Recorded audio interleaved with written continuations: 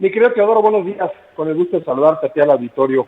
Hoy vamos a platicar un poco de la protección social contra el desarrollo. Las políticas de bienestar en México pueden tener varios riesgos que afectan el desarrollo del país y su economía a mediano plazo.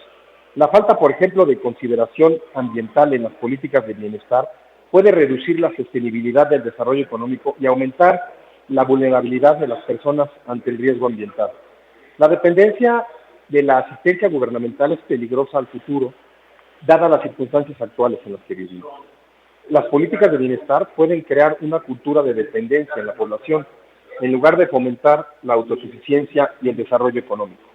La ineficiencia en la asignación de recursos de las políticas de bienestar pueden asignar recursos de manera ineficiente, lo que puede llevar a una falta de impacto en la reducción de la pobreza y la desigualdad.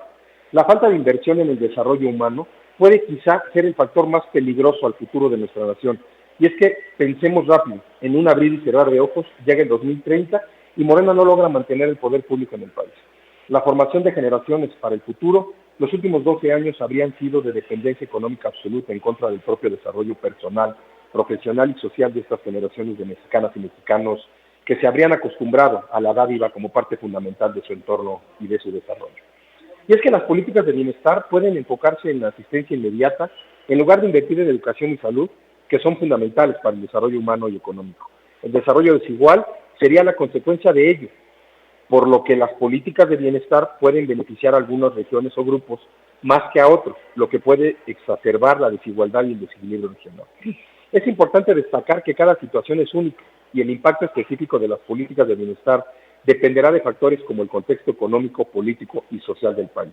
Y es que ya no se trata de ganar o perder, ya no se trata de Morena y sus aliados en contra de la oposición, ya no se trata incluso de que el contexto periodístico analice si se ha notado un triunfo Claudia Sheinbaum, Morena o sus aliados y una derrota a la oposición o el Poder Judicial, por ejemplo. De lo que se trata hoy es de entender que necesita México. Por ejemplo, en el contexto económico, en un mundo tan globalizado, nos surge otra pregunta. ¿Qué necesitamos para frenar el imperialismo chino en materia comercial en el país? Cada día vemos muchos más productos chinos de muy mala calidad circulando en el comercio ambulante, circulando incluso hoy en el comercio formal en las ciudades importantes del país. Yo recuerdo hace muchos años, cuando tuve la posibilidad de trabajar en la Administración General de Aduanas, que había un departamento de sectores industriales y era fundamental que los sectores participaran en las políticas públicas en materia de comercio exterior para que la industria nacional tuviera prioridad de producción y tuviera prioridad de comercialización.